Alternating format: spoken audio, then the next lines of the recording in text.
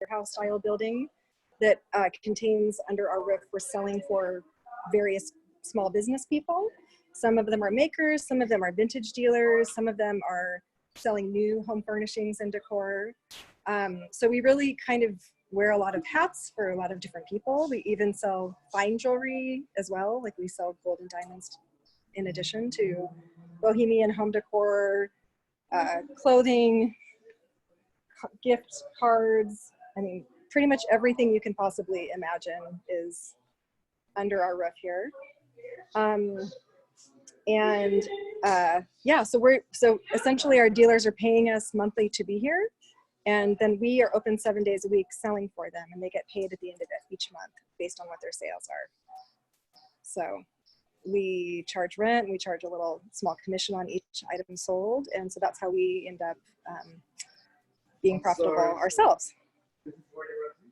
And how many vendors would you say that you just house within a pretty big location square footage wise, right?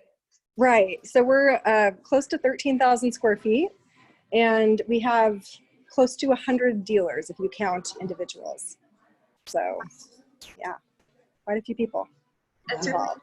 Really impressive to know when you shop at Sea Hive, you're supporting that many local businesses, you know? Definitely. Yeah. You're also supporting green because many of the things here are vintage, and so they're being recycled in a sense. You're also supporting small business, like you said, local business. So we feel good about that too. Awesome. Yeah. And can you buy? Oh, go ahead, Cassie. Do they buy the vintage? Do they buy things from, if I wanted to sell a vintage piece to them, would they buy it from me? So our dealers all do their own buying privately. We're not in the business of buying here, and that's not something we're like licensed to do, and it's not something that we do.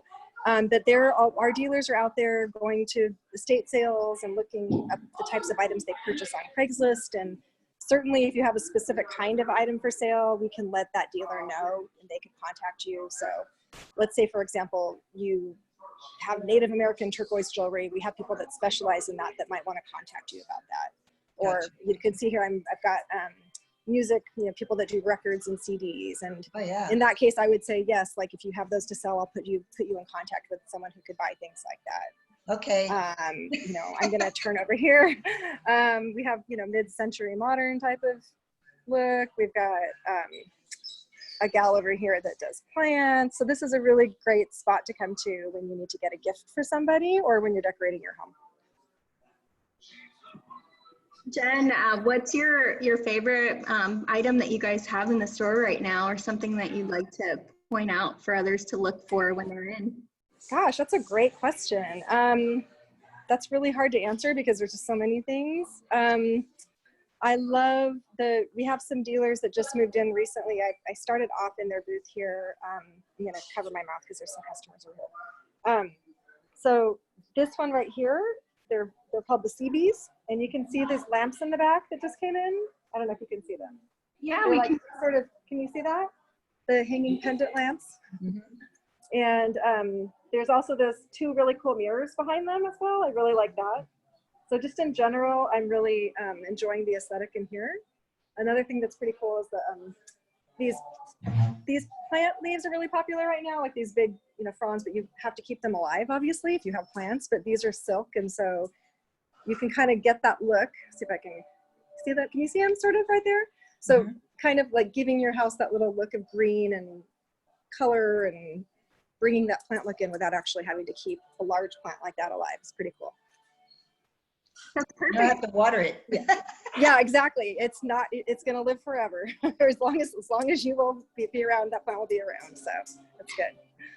That's awesome. Well, yeah. Any more questions for Jen? I know you do have to hop off at a certain time here, but if anyone has any questions for Jen, you can drop those in the chat function for now. And we'll go ahead and move on to our roundtable introduction. So each of you will get a chance to introduce your business. And just for the sake of time in this round, we'll have you go into, your name, your role at your business, and what the business is.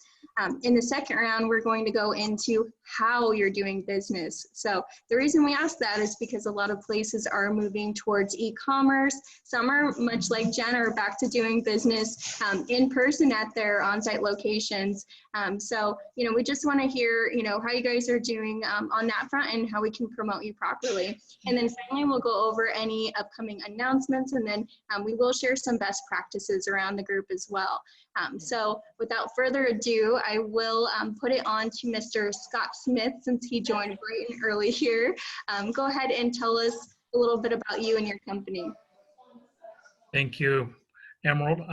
Scott Smith with Compass Financial. I specialize in individual and business 401k accounts. The way I'm conducting business is I've actually worked from home for years now, and so not much has changed in that, but only the part of my business that has changed is how I meet people. Obviously, a lot of us are using Zoom, but I've actually gotten, I think, 6 or 8 clients from LinkedIn. I've never, ever had clients come from social media before, so that's a little bit different for me. Scott with Compass Financial, thank you. That's a really great tip, and we're starting to see a lot of social selling out there, so that's really interesting to hear. Next up, Cassie, tell us a little bit about your business, and then we'll go ahead and jump into how you're doing business now. So go ahead, Cassie. Well, QLN Conference Center, we have 6 different size rooms. We rent out space for all types of events, meetings, social events, etc. And obviously right now we're not doing any kind of events because of the government, COVID, all that. And I'm actually booking for next year, like social events for next year. Some, not a lot, but some. And we also are waiting to hear when we can open for small meetings. We're ready. We've put our plan, the sterilization and cleaning and all that kind of stuff. We're on signs and all that stuff. We have everything ready. So as soon as they say we can make meetings, we're going to do it. So we're all good. And yeah, social media, we have a social media girl that does ads on Facebook. So I've been getting some leads from that, from Facebook ads. And also I'm doing stuff like this, Zooming meetings and all that, networking. Oops, all right, we're gonna go ahead and move on over to Miss Robin Carlson here on the left. So tell us who you are and what your business is, and then how you're doing business now. Okay, greetings. I'm Robin Carlson with Carlson Mobile Notary. What I'm doing, or how I'm doing business right now, is similar to how we did it before COVID, because I am mobile. So I go out to a mutually agreed upon signing location. The difference on my order form now is I ask what kind of COVID compliance do you require of me. So I always wear my mask, even if they're not into it, because I don't know where I've been, and vice versa. So it's been kind of fun because I've been in the garage, I've been on the concrete floor and the sidewalk, been in the patios. We've been 6 feet apart, passing the trust back and forth with one courier in between us. I went and purchased some disposable ink pad for the fingerprints. And so we're just being compliant, whatever they like, and they appreciate it. And I always take a little bouquet from my garden with me. They're inviting me into their home. And what I'm finding is I'm really busy, busier than before, because people are at home sort of cleaning their closets. So there's a lot of trusts that need to be updated or amended or even do one. The mortgages are crazy right now. They're below 3% a lot of the time. So people are getting that taken care of. And basically it's been a lot of fun. The seniors are on lockdown. If you're in one of our houses where you're senior living assisted. And so that's always a challenge on what's allowed and what they want. So I know the fountain over at Aegis, and I know the patio at Las Villas de Carlsbad. So we're doing very well. Thank you, everybody. Remember me for notary.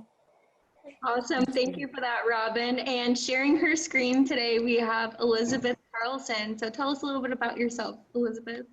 So my name is Elizabeth Carlson. I attend San Diego State University online right now. And let's see, I'm going to read I am an office assistant. I am an amateur photographer. And right now I've been helping Mom as her marketing intern for this semester, this kind of type. We're doing some marketing, helping her out. Thank you. All right, thank you for that. And if you guys just are joining us just now, go ahead and drop your contact info in the chat function. We're gonna move on over to Julie here. Julie, tell us about yourself and then your business and how you're able to operate right now. Sure. Hey guys, I'm Julie Markowitz. I'm representing Life Enrichment Services today. We are a psychotherapy private practice. I am a therapist there. We're currently offering teletherapy. Any word that you guys could spread would be great. I personally am going to be offering very low cost sessions and some pro bono for people who can't afford anything right now. We really want to get the name out and the word out as much as possible because people really need a lot of emotional support right now with the pandemic and with all of the race stuff happening. So any support I could get would be great. Absolutely. Thank you for that, Julie. And it's good that you guys have telehealth set up. That way you're able to still maintain, relationships with your clients and take care of them. All right, we're going to move on over to Miss Nicole. So Nicole, just tell us who you are, tell us a little bit about your business and, how you're doing business right now in this climate. All right, thank you. Hi, everyone. It's nice to see you guys all. My name is Nicole, and I'm with Enyo, which is a chemical-free, waste-free cleaning system for homes and small businesses.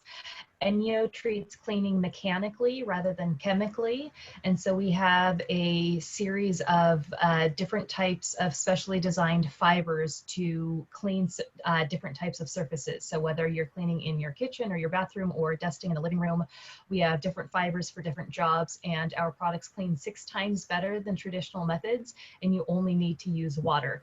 And Emerald, I can see behind you, you've got your little spray bottle over your shoulder. So, but yeah, so basically just, like everyone else, kind of switched to the Zoom platform rather than meeting in person, but, looking forward to being able to get back in front of people and letting them touch and feel and try the products for themselves. So I'm doing, I'll drop off lender packs and let people, borrow the products for about a week or so if they're undecided about it, or just education through Zoom, phone calls, emails, and all that kind of good stuff. So thank you. Thank you for that, Nicole. We're going to move on to Dana. So Dana, tell us a little bit about yourself. Tell us about your business briefly, and then more so how you are doing business in the current climate. So Dana Albert, Merrill financial advisor based out of Carlsbad. Got my partner Katie on the Zoom with us today. Fully operational out of the house. Yes, ton of Zoom meetings. The firm has set up WebEx platforms for us. But I've been doing old school, just conference calls by cell phone. The firm has mandated that we do not meet clients face to face. I may or may not have talked to some folks face to face, but with social distancing and masks in place, because some folks, frankly, need a lot of our services through the bank and the banking needs, and I help primarily a lot of seniors, and they still need people to really hold their hands. And so I have been doing some of that at the banking level. Perfect. And next up, we are going to call on Katie. So Katie, tell us a little bit about yourself and your role at Merrill. Great. Hi, everyone. So as Dana mentioned, we work on the same team at Merrill Lynch based in Carlsbad. So I won't reiterate everything that Dana said, but maybe just to add on, he mentioned, our primary client base are seniors who tend to be a little less tech savvy, although I think it's amazing how quickly some have gotten up to speed. So still able to do business, just doing a lot of, phone calls, WebExes, and trying to utilize things like e-signatures and things like that. But of course, a little bit harder to prospect and network in this type of environment. So appreciative to be a part of conference calls and Zooms like this one. Thanks for having me. Thanks for hopping on. And last but not least, we're going to call on Brian. So Brian, tell us a little bit about yourself and your business and how you're working in the current climate. Hey, Brian Long with Moov Real Estate Sales. Business has been really good. A lot of that ties back to what Robin said about interest rates. For a lot of my clients, if they're not refining, they're looking at purchasing, whether they're moving up or purchasing a second home. So we've been blessed in that way. As far as changes, the biggest changes on the listing side is making sure I always have gloves available. We have personal size hand sanitizer. We have gloves there. We have face masks for people that don't have them. The good attorneys at the California Association of Realtors has made sure that we have 18 pages of disclosure to sign before you can even schedule an appointment. So we have that going for us. It's a little bit over the top, but do what you got to do. And then I made poster boards kind of procedurally, what we expect of them before they enter the house. And like I said, just making sure that all those items are available to them so they can follow those procedures in case they don't have them. And then everything is scheduled. I schedule time blocks. And I recently had a listing. The owner was a director of a senior rehab facility, so very important to protect him. And so I was there through the weekend of all the showings to make sure that people were totally conforming with that, because what I didn't need is for him, to bring something back into his facility, but we still needed to sell his house. So Zoom meetings, I've been using Zoom for a long time. I've realized the convenience of it, and I think I'm going to carry that forward into my business. It's so much easier to do paperwork with clients. So I can share screen and we can build the contracts, we can build the paperwork together. And so that way, when it's ready to sign, they've already seen it, they've already helped build it, they're familiar with it, I can send it to DocuSign and they just sign it away. So Zoom's actually, this has really been a blessing and exposed a convenience for me that I probably wouldn't have explored otherwise. So I'm sorry for having my video off. I'm multitasking and you guys don't need to see me walking all throughout the house and doing all the stuff that I'm doing. So anyway, it's good seeing all you guys. Hey, thanks, Brian. And that's the beauty of Zoom. You can do it on the go. And I think it's definitely made a lot of our relationships stronger because we're able to see, little parts into each other's homes and learn a little bit more about each other in a different way. Moving on to the next round, we're just going to go over if you guys have any general, across the board business practices that have really just helped you through, the past few months that you've been writing on. For me, I have one to share with you guys to just give you some time to think about what you'll share for yours. But for me, I'm seeing a lot of different sales tactics out there, and as somebody that is in a sales role with the chamber, it's a little concerning when you're seeing a lot of the aggressive ones. There's a lot of scams going out too. So just a friendly reminder to, if you are in a sales position or you have, salespeople that you're in charge of, maybe remind them of this. But when you call someone and you announce your name, the first thing that you should really be asking is this a good time to talk? Because it seems like a really simple question, but a lot of times our reason for our call is at the top of our mind. So that's the first thing we want to jump out the gates with, but just a friendly reminder to slow down, really hear the person that you're talking to. They may say yes, they may say no, and they may even say, I suppose so. And if you're wondering whether that's a yes or a no, it's a no. That means they're just politely trying to accommodate to you. So the best thing to do in that situation, if you find yourself in it, or if you want to give advice to anyone in a role like this, would be, like I said, to slow down and really hear them, but agree to another time and actually tell them that you're putting it on your calendar and offer to send them an invite. So this is a practice I do all the time, and it works really well with people that I work with because they're grateful that I was respectful of their time, but it keeps us both on tracks. Because I always like to say that if it's not on my calendar, it's not happening for me because my calendar kind of dictates my life. So if that's true for any of you, that's just a little 2 cents for me on a best practice. So I'll open it up to see who else has a best practice they'd like to share. So before I call on anyone, do we have any volunteers? Okay, Robin. I'll do it. I was reminded this last month, I reminded myself that one of the most important pieces of my business is thank you for closed business.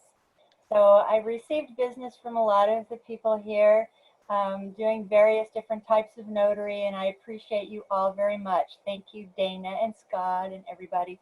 But it is to be thankful for your clients. And so last Wednesday, Elizabeth and I drove all over town to our different brokers and clients that had given us a lot of business for May and for April, because it was a really hard time and they had to go out of their way to make sure that their clients were happy. And so just, you know, something is packaged with a little bouquet, just something very tight, and a drop off most of the time. But it was really appreciated. I got a lot of Facebook acknowledgments back on my site, and just saying it was nice to see your smiling eyes since you can't see your face anymore.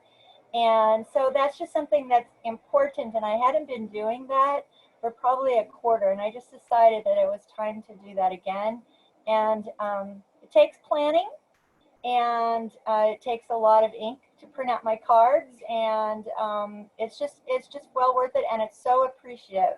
So that's what I would say. Don't forget to thank your clients for the business that they give you. Thank you. Really great tip, Robin. Anybody else have a best practice business tip? How about you, Scott? Oh, your mic is muted. There you go. Yeah. One of the things I've been doing is reaching out to clients I haven't talked to in a while. And I typically reach out to them frequently, but just to check and see how they're doing, make sure they're doing okay, and if there's anything that I can do. And I'm sure everybody else here is doing the same thing for their clients. But one of the other tips that I've actually been promoting for a few years now is, because of the times that we're in and our dependence upon credit cards, I change my credit card number every year, just so that I can avoid because anybody stealing my credit card number and using it. I know I'm just counting on a breach at some point in time, and in that time period, they're not going to have the correct number of mine so that they can charge it. So it's just a quick tip.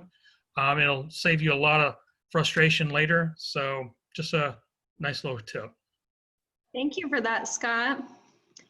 Anybody else have a fun tip that they can share? And, you know, even if it's worked for your business, go ahead and share it. You know, if you think it's industry specific, somebody else might be able to use that as well.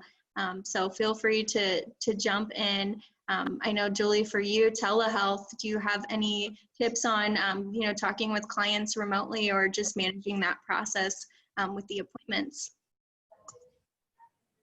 Oh, your mic is muted. Yeah, I think it's been hard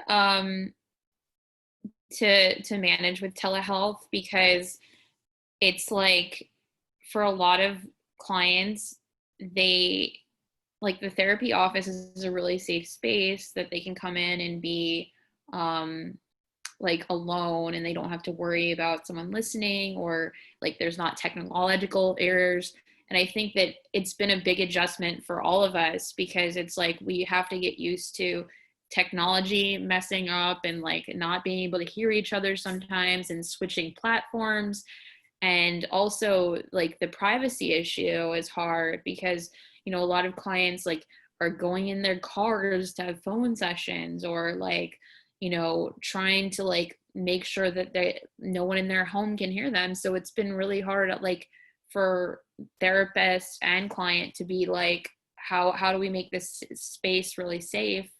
And trying to, like, we've all just had to adapt, and it's been really hard. I think that people are getting used to it. I think at first it was really tough. But, you know, I think one thing that's really, I could just say as a therapist and a person, we're really adaptable, and we think that things are going to be a lot worse than they actually are. Like, I think if we go back like 3 months ago, we were all like, this is the worst thing that's ever happened in the world.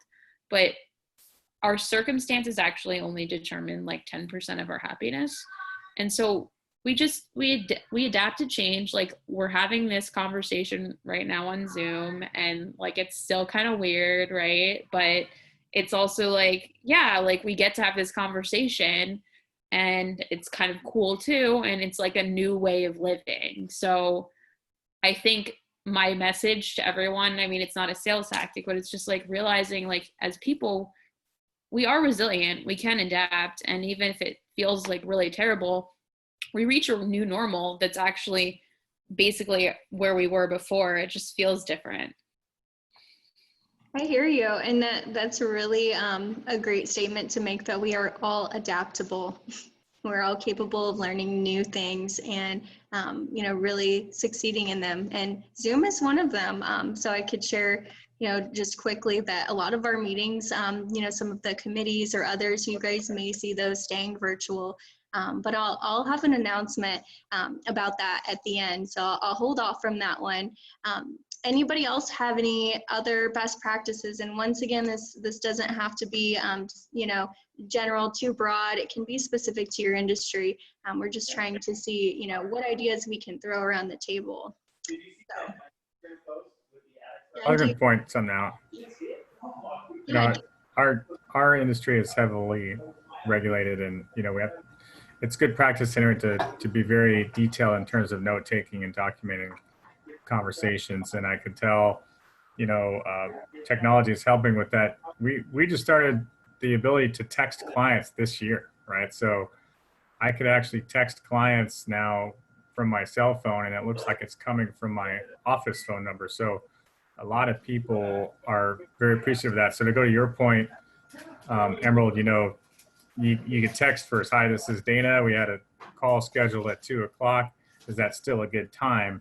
And get a text response back, and it's convenient for everybody. And that conversation is actually documented, right? So it stores in my cell phone, and I could transfer it over to a Salesforce note. So obviously, and we use Salesforce software as well. So for those of you that don't have a good CRM, that's a good one. Also happens to be a pretty good investment if you're not familiar with it. I hear you. And, to that point too, just another practice that I also had was, something I've been doing that's different to, my role at the chambers. I've thrown in, my cell phone number and my email signature to make myself more available as I'm working remotely. So just a little tip out there, don't be afraid to share that number, but also don't be afraid to set boundaries when it's after hours and work time is over. So just be respectful to yourself and, to others in that respect. But yeah, that's another little tip for you guys here. Anybody else have any other best practices they'd like to share? Cassie, Nicole, anything? Oh, Katie, I'm sorry, I missed your hand at the bottom. No problem. This one kind of goes a little bit off, I think, what a lot of the comments have been, that there's been some big advantages to kind of having these more casual conversations with people being in their homes and almost getting to see in their homes. So you can take advantage of situations like if you hear a dog barking in the background, it's like, oh, I didn't know you had a dog. What kind of dog do you have? Things like that. But also remember at the same time that a lot of these meetings that are over the phone or even on webcast can be harder to follow than when you're not in person, especially if you're doing more of a formal meeting, like reviewing somebody's account or something like that. So what I learned pretty quickly was, like, you still really need to set an agenda up front. So after confirming, does this time still work for you or things like that, make sure you organize your discussion, especially if it's just over the phone. It's harder to read their body language, obviously, just through their voice and things like that. So something that I think I learned very quickly was, if you don't set an agenda, you can get lost pretty easily. So while taking advantage of the casual nature that we're sort of in right now, it's still important to not lose sight of bringing a little formality when it's appropriate. Awesome. Thank you for that, Katie. That's a great tip. Cassie, oh, sorry. I keep trying to call on Cassie in this corner. I really want to hear from you today, but it looks like Robin has one more to share with us.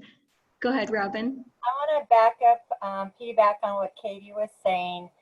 I created a take sheet or an order sheet because most of mine come over the phone.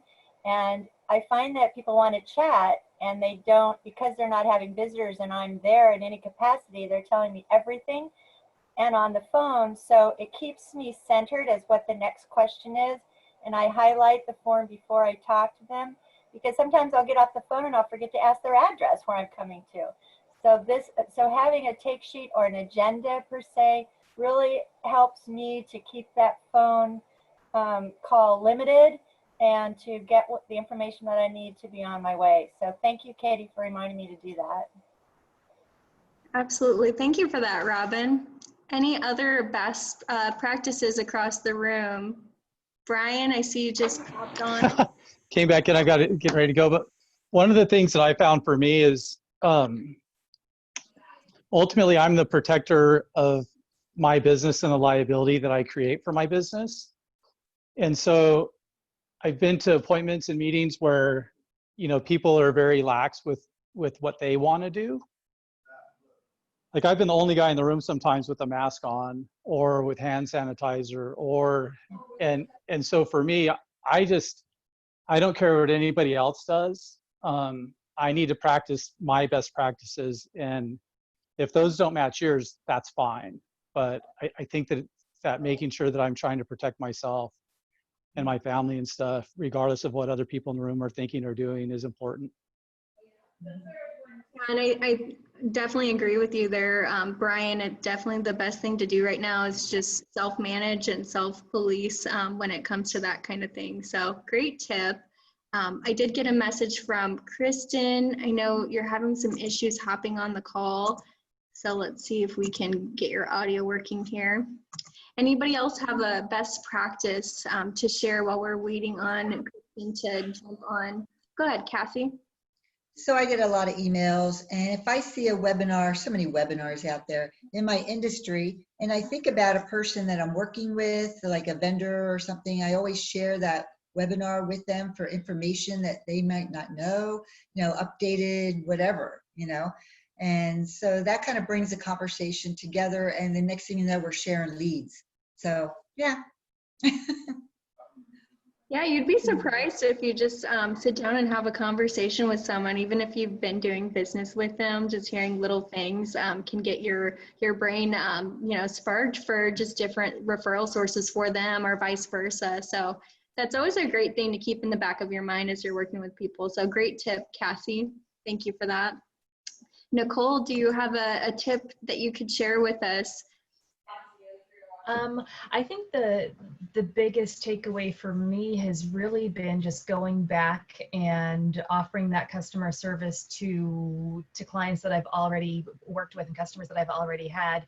It's, you know, it can be a little bit difficult in these times to be meeting new people, but going back in and checking on how people are doing and what, you know, what they're loving, what they're struggling with, whatever it may be, has been really great. And that for me has actually led to a lot of leads. People, you know, giving me that next referral and that next person to call just by checking in and doing a customer service, not with the intent of trying to upsell or resell or anything to them, but just building those relationships and continuing that conversation and continuing the relationship. Thank you for that, Nicole. And it looks like Brian just had to pop off. He's got a meeting with some new homeowners at 6, so that's exciting. Always more business happenings. So let me see if we can get Kristen on the call. I know she did message me to try to share something here, and maybe while we're waiting, Jen, while you're still on, if you could share, you know, just a best practice or something that's been working really well for you guys that you can share with the group. Sure. And I do have to go in a minute, so thank you for that. We're a little different than a lot of the businesses probably that our people are sharing about now. It sounds like people work a little more one-on-one. So we're actually open for the public to come in. And so I've got to, you know, have people coming in all day long.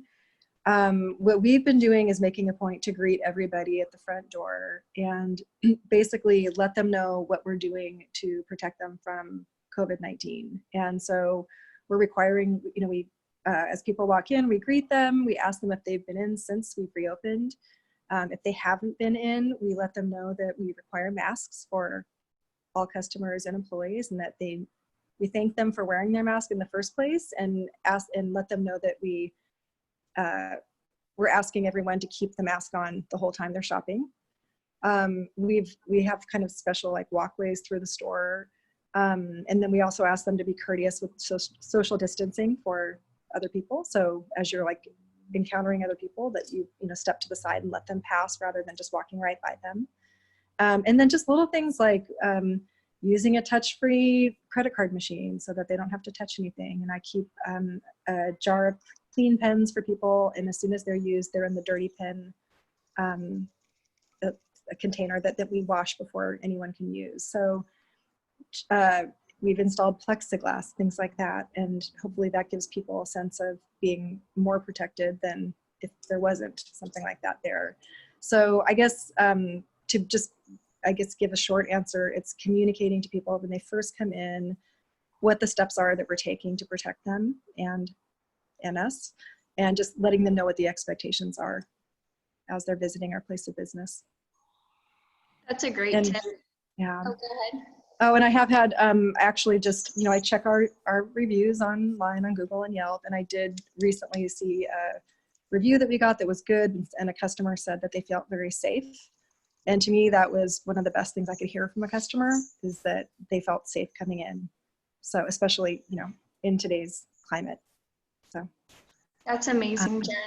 Yeah. So I'm so sorry. I've got to close the store up, and thank you for letting me pop in for a little while and host. And I hope to be able to host in person someday. Yes, we will definitely be rescheduling that. It was nice meeting y'all. Take care. Thank you, Jen. Bye. Bye, guys. And if you guys were listening, you might have heard of a best practice in what Jen said that applies to everyone. She thanks them for wearing their masks for doing business with her, or when they're doing business with her. So that's a really telling thing, because, people can go either way with the mask situation. They can be really frustrated with it, or be very supportive. So I think it's really important to remember to thank people, when they're doing that with respect to safety. And if you have a business that you can only operate under those health guidelines, and that's a requirement, thanking your customers, by going that extra step to come into their business is a big deal. So I just think that's really great. And I think we can all really, take something away from that. So real quick here, just a fun little exercise for those of you that have social media platforms. Social media has been a really great source of referrals, and I did hear that on the call earlier from someone. So if you guys could be so kind just to drop your handles in the chat function for either Facebook, LinkedIn, Twitter, whatever platforms you have. Even if you have a growing YouTube channel we should subscribe to, go ahead and drop a link on there, or at least just a handle where we can be able to find you in your business. It's a really great way for us to stay connected and stay social while we're still distancing. So thank you for that, Dana. He threw up his Instagram. Awesome, thank you, Julie. And then what I'll do at the end of this call, I'll go ahead and just shoot out this chat, saved chat function for you guys, so that way you have all the links and all the handles in one place. So while you guys keep doing that, I just wanted to run through a couple brief announcements. So before I jump into chamber happenings and news, I'd just open it up to see if you guys have any promotions or any big news about your business that you'd like to share during the call today. So just a quick hand would be fine. I'll call on you if you guys have any promotion or anything going on that you'd like to share additionally. So Nicole, I don't know if your hand is up. Okay. I'm like, is that a hand up? Or it can be, yeah. So this month, Enyo is actually an Austrian-based company, and I have the franchisee rights here in California. So I've only been in business about a year, but Enyo International is celebrating its 30th anniversary this year, which is pretty awesome. It's in 27 different countries worldwide. So we do have a lot of great specials on, and I did put my Facebook private group link to there. So if you are interested in any of the products, we have some pretty cool discounts and promotions going on. So please feel free to check it out if you're interested. Awesome. Thank you for that. Anybody else have any news to share? Go ahead, Dana. Well, I'm going to do a commercial for Nicole because my daughter just brought in from the mail we have something from Enya. Awesome. It arrived. This must be my outdoor set. Let's take a look. Oh, yes, it is. Yes. Wow. Right. So the car wash mitt, fine detailing, and fine microfiber. Wow, can't wait to use it. Yeah. As a hobby, I like to spend my Sunday afternoon detailing my car. It just passes the time, and I like to listen to music while I do that. And I have been using the kitchen set for cleaning dishes, no soap, and it works just fine. I usually clean the dishes. I do most of the dishwashing in my house, by the way. I like doing chores. It's good therapy for me. It really is. But it works great. Yeah. Happy. Thank you. I'm glad I just got this too. Can't wait to use it. Appreciate it. Thanks, Dana. That is awesome. And I think I heard you guys talk about that on the last call. So nice follow through on that, Dana.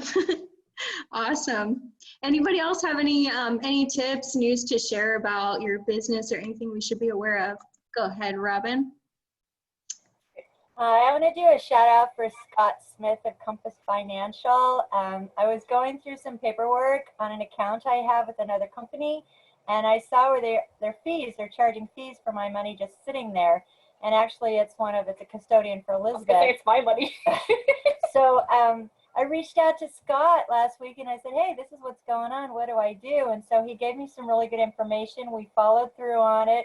We talked to the account, and we're taking action because this is time where you need to look at your statements and see, why do I need to pay $100, which on $1,600, which is a lot of percentage just to manage my account. So Scott, you're in good hands with Scott. He helps you navigate the waters with Compass Financial. And he's always been there to help Elizabeth out. So she learned that through high school. The last week in school, one of her teachers said, okay, we're stopping teaching. Now we're going to start doing real life. This is how you open a checkbook. Go put $500 in an IRA, And Scott has been educating Elizabeth all along. And at 22 years old, she has an IRA already started. And she's going to be doing some transferring here in her best interest. So it's really nice to have a trusted financial advisor. Thank you, Scott. Thank you, Robin. Thank you, Elizabeth. Appreciate that. All right. Any other announcements? Going once, going twice. I just got Kristen back. Kristen, if you can hear us on the call. Okay, you just unmuted your mic. Go ahead and tell us who you are and what company you're with, and then how you're doing business in the current climate right now. Hey everyone, thanks for having me. I am actually working with a mentor. His name's Daniel Powell of City Pacific Corporation. We do commercial real estate. I have, for the last 5 years, been doing strictly residential and wanted to break into the commercial market. He and I met back in November, so pre-COVID, and going into COVID with trying to learn commercial real estate has been interesting because, as you can imagine, a lot of commercial things are being heavily affected right now. We do have a listing in Oceanside that is an office space. It is super flexible though and could be utilized for, like an acupuncture type office or anything like that.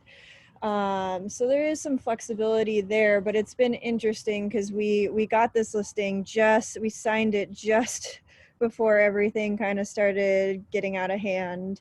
But we took a little time off, and this is to answer the question about how we've been handling it. We took a little time off there because we were initially considered unessential when things first really hit the fan. And then after that, when they kind of reevaluated everything, we did start showing the property, but we have tons of restrictions. We have waivers and forms you have to sign on all ends. All parties have to be aware who's going in, who's going out. You basically have to agree that, hey, like I don't have a fever or any of the symptoms. So that's, you know, we've been handling it as best we can as far as getting the word out. But because commercial real estate is a lot of in-person activity, that's been hard because we've pretty much just been getting leads from a commercial like listing website. I don't know if you guys are familiar, but it's called LoopNet. So it's been difficult. It's definitely been sitting a little bit longer than we would have hoped. But yeah, that's where we're at, and we're positive. We've got a few good leads from, you know, North County that are interested. It's just we haven't had any actual offers yet. And Kristen, did you share where your office space is located? It's at 301 Mission Avenue in downtown Oceanside. Awesome. Well, great. We'll keep that in mind if we talk to any businesses that are looking to move to the downtown area. It's a really hot commodity to be downtown and, you know, to be doing business here. So I'm sure you guys would be doing a big help to someone if we could get them a space. Awesome. Yeah. Love that. Thank you. Of course. So I do just have a couple brief announcements for you guys before we end the call today. Tomorrow we have an emergency action plan workshop that we're hosting on Zoom. So that's going to happen at 9 a.m. and this may not apply to all of your businesses, but most businesses are actually required to have an EAP in place. So if you don't have one existing and you manage employees, it's something you should definitely look into. So we have someone with the American Red Cross. He's going to be coming on to give you best practices on that and tell you exactly how to create one or update one. You know, especially with us living in California, we have unique things, you know, that we are susceptible to and we have to be prepared for. So not just COVID related there. And then we also have our first Tuesday coffee we're hosting on July 7th. That is staying virtual on Zoom. So that's going to happen from 8 to 9. And this is much like our meeting today. It's featuring, you know, the roundtable introductions. This one, you know, we're encouraging you to either brew your coffee at home or order takeout from your local coffee shop and support them. A lot of them had to close during this time, so you'd be doing them a great help by, you know, just driving some business in there. And then finally, we are having a live event with the Chamber. Our first in-person event is coming back, and it's called Plates for 8. So for those of you that have attended those before, they're roundtable luncheons. And this one, for those of you that are interested, is happening on July 10th at 11:30 a.m. Now, location is, you know, we're sharing that with people just by RSVP only, since this is one per industry, you know, and one per member. So we're limited to about 10 on this space. So this is going to be a hot commodity. If you guys are interested, just email me after. But once again, it's July 10th and it's happening at 11:30 a.m. So any questions on that? We're really excited to be bringing this back and getting face-to-face, you know, with the businesses. And of course, we're going to follow what our restaurant needs us to do to operate safely and keep everyone, you know, in good health. But we're just really excited to see our members again and, you know, really just get that in-person experience. And we'll be having, you know, a family style meal. So it's going to be really great. We hope you guys can join us. But that's all I've got for you guys tonight. You know, hopefully you'll join us for the workshop tomorrow, and if not, for our Tuesday coffee. But thank you again for joining us. We really appreciate your support. Take care, guys.